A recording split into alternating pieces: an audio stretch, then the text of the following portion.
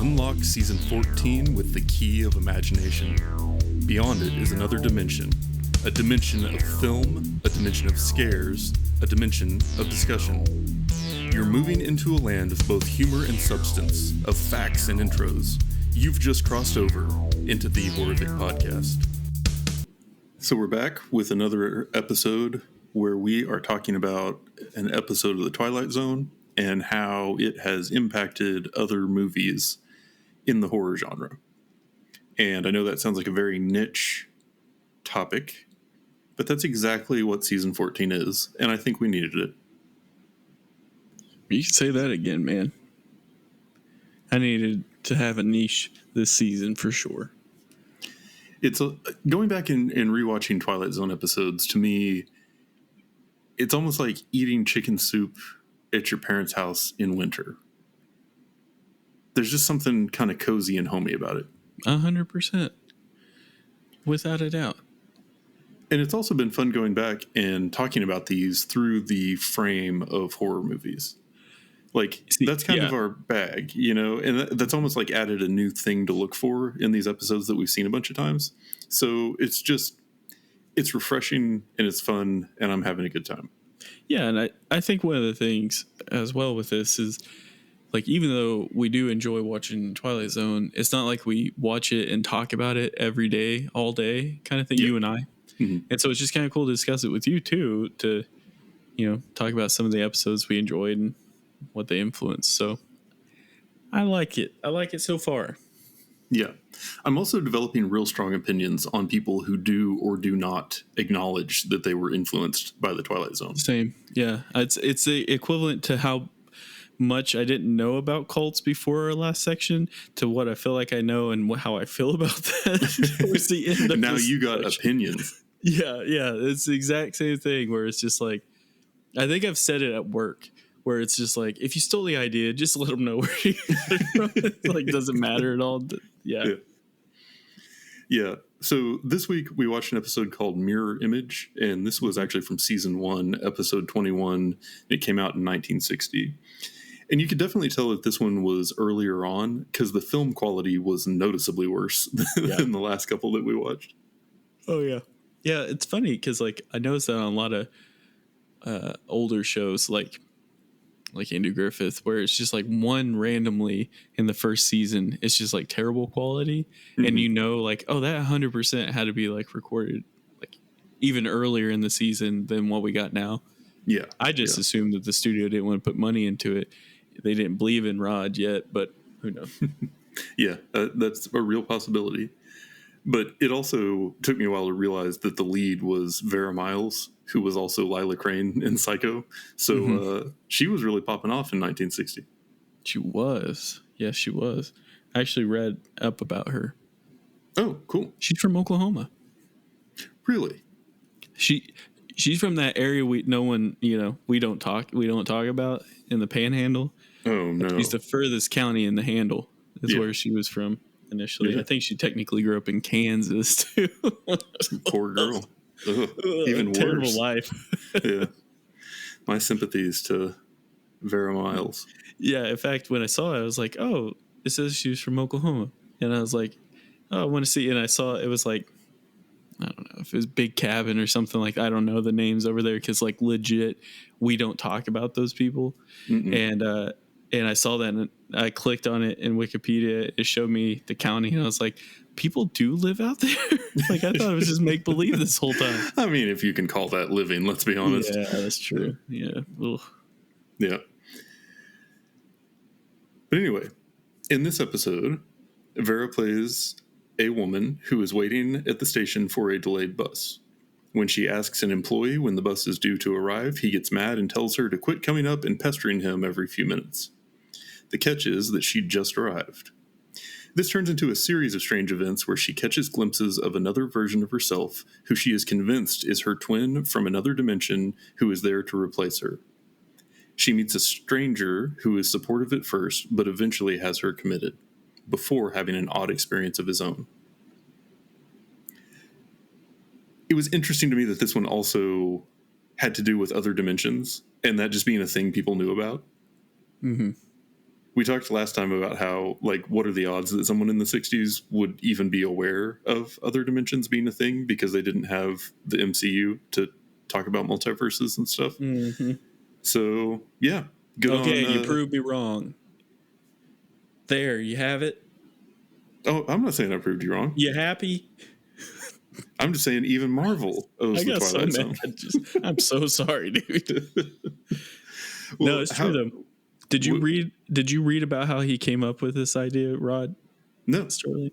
So I was reading, and it was talking about how I think he was at like an airport, which they had in the 60s, I guess, and he saw someone basically that like was wearing like the same suit or something of his or whatever, and like at the other end of the waiting area, and he like the person turned around. Obviously, it wasn't him, but he thought it'd be interesting if it was like me that I saw. You know, like I saw me, but on the other side, like it was a different dimension. Well, he was. I think he was like on his way to go. What do they call it when you tell a studio about a TV show you're wanting to make? Do like a pitch? Pitch. Yeah. He like was on the way to do the pitch, and he had that idea, and then turned it into an episode. Nice. It just came to him. Yeah. I think that that's like being one with your like craft in a way, if that makes sense. Like, obviously he's a writer, and like he was just like in that mindset while like just at the airport. Like, I think that's pretty cool for that. It doesn't necessarily shut off, but yeah, just like looking around your everyday life and finding inspiration. And I think that's one thing that makes the Twilight Zone so compelling is it is very much a lot of times either set in our world or set in like situations that we're emotionally familiar with. And so it's, to me, it's always felt like a very relatable show, even though a lot of times there are very like science fiction-y things happening around it. That's true. Yeah. But someone else who was a big fan of the Twilight Zone, Jordan Peele. And I mean, that's just obvious. Yeah. I think he said it. Happen to know anything about, say, Jordan Peele's feelings about this episode? Yes, I do. So in an interview with Rolling Stone, Jordan Peele mentioned that this episode was his main inspiration for the movie Us. So from another article with Collider, he said, that little knowing smirk is so terrifying. It's one thing to see another you in existence. It's another thing to see another you that is already aware that you exist, end quote, which is very true. Like, that's terrifying. Yeah. So what he's talking about there is there's a scene where the mirror image or the other version of the main actress is on the bus that she was supposed to get on, and she sees her through the window of the bus, and the other one just kind of like gives her this smirk, and then she freaks out, and then the bus drives off. But that moment, it was very, it was like a very quick thing that happened in this. And it's interesting to me that that was the thing that inspired Jordan Peele for Us, because like the whole premise of Us was basically around that idea. Like what he took away from that scene and what made it like interesting and compelling to him, he then basically put a magnifying glass on to write the story of Us, where it was very much the idea of, you know, sort of the double that had lived a worse life and was now out to punish the original version or whatever you want to say for the way things had gone. Yeah. And so it's almost like he took that idea from this and then was able to build out this entirely different story that really built out that idea of the thing that he found most compelling in this. Mm-hmm. And then he was happy to tell everyone about it. Right. Because he's a good person. Yeah. Yeah, exactly. And I think it's like, it almost seems to me like the same thing that was in like Rod when he came up with the idea of like, he caught on to one simple thing, like, oh, that guy's wearing the same suit as I am. to turning it into this episode, the thing that Jordan Peele caught on with this episode is like the smirk piece that was like terrifying to him, and then turned that into like something even further. And maybe the reason why, like when we were in a band, we collaborated with each other, and like it was always better, or like the music we wrote was always better if we all three collaborated on. Yeah. You know what I mean? I guess at least two of us collaborated on. And so it's almost like once you like say like, hey, yeah, this is an influence of mine. Like I see that as almost like a collaboration. Like if, you took it and kind of developed something into your own, and it turned into something in a way I feel like better coming from the horror movie perspective. Like Us was definitely more scary than what this episode was technically, but that's why I see it just like as a collaboration, and just like, okay, that's why I want them to say, yeah, I was influenced by this movie. And that's why we got Us. You're like, that's totally cool because it's collaboration at that point. That might be cheating, but that's how I see it. It's a lot like when you hear a band you really like talk about their influences. And it's just like an interesting way to engage with their material, to go back and like visit the stuff that inspired it. Right. And I think that that's kind of a cool thing, especially in horror, because we're like huge fans of it. So we're also interested in the things that inspired it, and how, the things that we hold up as these like great works of horror movies drew inspiration from these different things, or at least, sometimes it's filming technique. Sometimes it is this other movie made me feel a way when I watched it that I want to make my audience feel for a part of this story I'm trying to tell. Or maybe it's just kind of the narrative framework, whatever it ends up being. It's interesting to see, I guess, the way that the movie maker's brain works as far as, creating the story they want to create, drawing from like the variety of influences that they have. And so I think that it's a cool thing to hear about. Like this, to me, makes me think that Jordan Peele is like even cooler than I thought beforehand, just because it's like, okay, awesome. Like we have some of the same things that we find compelling in TV and film, and that's a thing I'm going to look for in his future movies as well.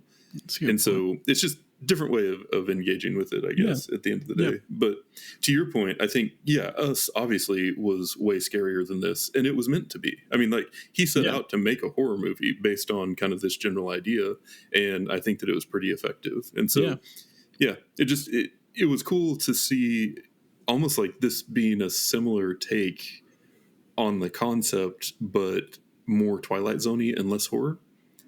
And I feel like with the Twilight Zone, a lot of stuff comes down to suspense.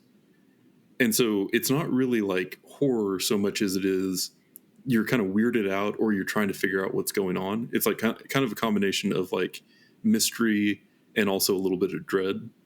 And I feel like that's what this whole episode was you have the woman in the bus station, and she keeps getting these glimpses of things that show that there's another version of her there, and she's trying to make sense of it, but also like navigate through the world and just get on the bus when it arrives, if it ever does.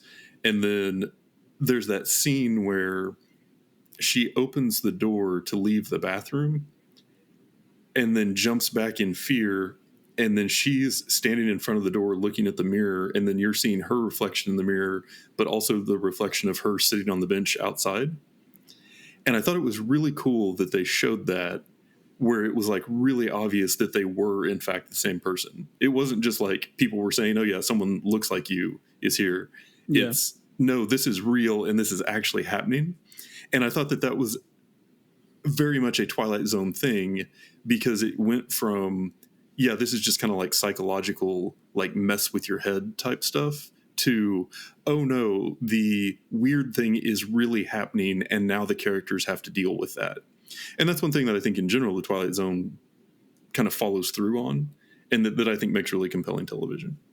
Yeah, I mean, that kind of summed it up there, but yeah, that's the one thing where so far in the episodes that we watched for this season, like they have definitely, they did their math, or they thought things through as much as possible. And I definitely saw it with this episode as well. Like the scene that you're just mentioning, because you can always like I guess the idea is just like how to get away or is there a way to beat like the naysayers, even though this is just about a TV show.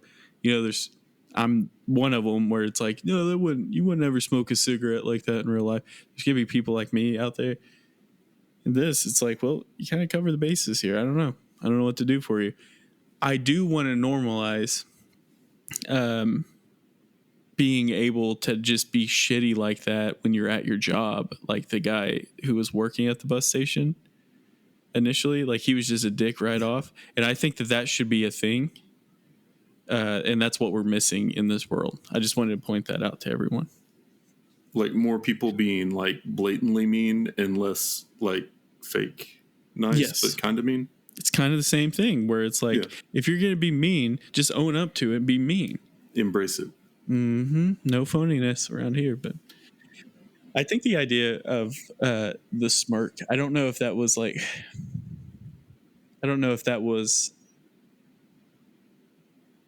as intentional with it, or if they were just like, have a plain face and that was the face that was made. But I like to think that it was intentional based off the fact that I just said that they were really well thought out when they wrote the episodes with Twilight Zone. But I guess never mind.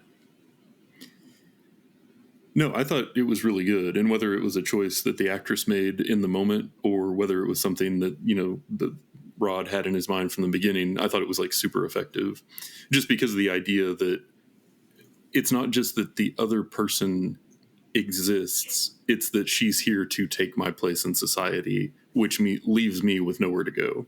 Yeah. And I think that got reinforced a little bit at the end because it was almost like the double of the guy was kind of messing with him. Oh yeah. Yeah. You know what I mean? Like it felt almost like he was like felt like he was getting away with something while he had the guy chasing him down the road. And so I guess the overall ending was like the woman has met this stranger who she's talking to, and he's going to stay there with her and help her after she passed out after seeing herself on the bus. Obviously doesn't believe that she saw herself on the bus, thinks she's having a complete meltdown, calls the cops, and then asks her to go outside for some fresh air. And then the cops pull up and just no questions asked, toss her right in the back of the cruiser. Mm-hmm. Yep. And I was just like, you got to love the 50s. It's like, hey, officer, we've got a woman here who has read about theoretical physics. Lock her up. Yeah, they're like, and they're just like, sir, we're on our way. Yeah. Do you have a gun? Get your gun out right now. There's nothing worse than an educated woman out there. This is a danger you cannot imagine. But yeah. What's sad is like, that's kind of how it went down in the episode. I feel like not like 100%, but it was just like they were just like, oh, you got another Looney Tune, here we come. You got a woman being irrational, better lock her up without asking her any questions. Yeah. But yeah. Anyway, so the guy is going to stay at the bus station after that until he catches the next bus. He puts his bag down, goes to get some water, turns around, and the bag is gone. And then he sees himself leaving the station and runs off in pursuit and then chases himself down the street. But him he was chasing gets away, and that's just the end of the episode. And so after he had just had this woman committed for seeing another version of herself and trying to tell people about it, he's left with, oh crap, I just saw another version of myself.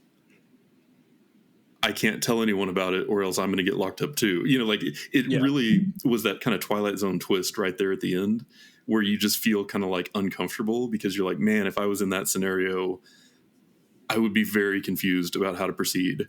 And just kind of like last week with the way that door to the other dimension closed, like right after they got out, and he didn't realize it, but he was just like seconds away from getting stranded in the other dimension or cut in half or whatever. And just kind of that chilling feeling of like what could have been or what just happened. And then the episode just ends and you're like, crap. Okay. I guess I've got that to think about now. Yeah. Yeah. And I think that, there are a lot of things that, like, if you think about it, it's like, well, technically, like, I think with the fear of this, I mean, the fear is like, oh, there is someone else out here. But is seeing yourself like exact copy of yourself, would it actually be that scary? I think I would just be more curious about like who Like, who are you, friend? And then he'd be like, who are you? And I'm like, I'm you. He'd be like, I'm you.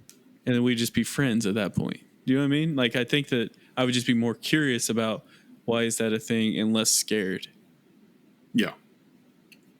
But also, I think that if you're chasing like you, then technically you should never get away from you because you guys both run the exact same speed. So you always should be able to run the exact same speed, and it would just be the exact same distance every time you were chasing after each other.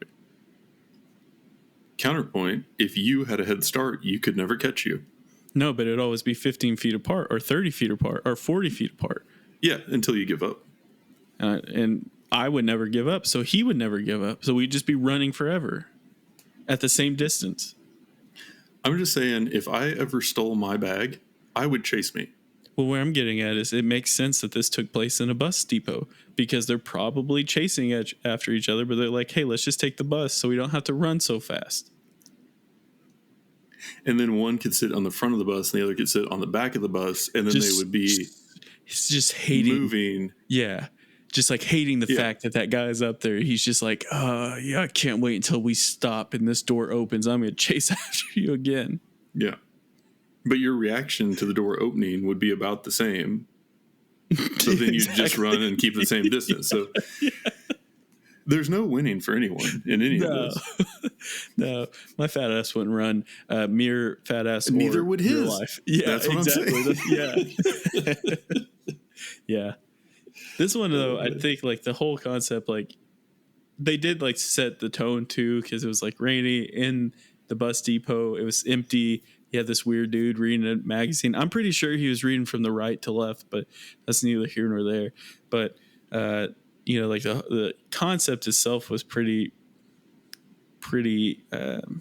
like it was lonely feeling, and the fact that someone showed up makes it like even a little bit more scary because you're like, wait, who the hell was that? There's just this old couple over here, but that's the only people in this depot other than Cranky Gus over there at the front door. But I think that can, like, this kind of helps show that the environment can help set the tone for the movie or episode as well. Not that it has anything to do with us, but I'm just saying, like, in general, like, I felt like that was kind of a prime example. Yeah, definitely. So yeah, overall, not one of the most action-packed episodes, but conceptually, it was really interesting. And then it was cool to see, Jordan Peele obviously felt very inspired by it and based one of his movies on it. So, and then did the right thing and gave credit for it. Right. Yeah. Have you ever seen the movie or the TV show Seventh Heaven? I vaguely remember watching some episodes of it back in the day, but I could not tell you anything about it. Okay, well, listen, listener. Vera looks just like the mom from Seventh Heaven. I'm just saying. So if you agree and you're our listener, could you email me just for confirmation? Because old Daniel here is no good to me right now. What if you got an email from someone with the same name and email address as you that said yes? Well, it's funny you say that because I've tried to log into an email address of my name,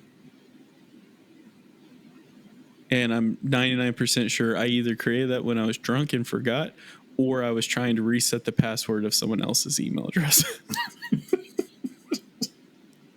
I even emailed him. I was like, I'm sorry.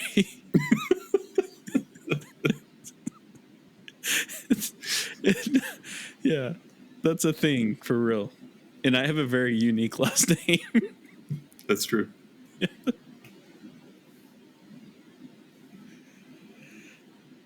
So yeah, we're going to be back next week with another one of these where we talk about the episode One More Pallbearer, and that's season 3, episode 17 from 1962. So if anybody at home is following along, you should check that out and then join us next time. Bye. And that's it for today's episode. If you've listened this far, then thank you, and we hope you've enjoyed it.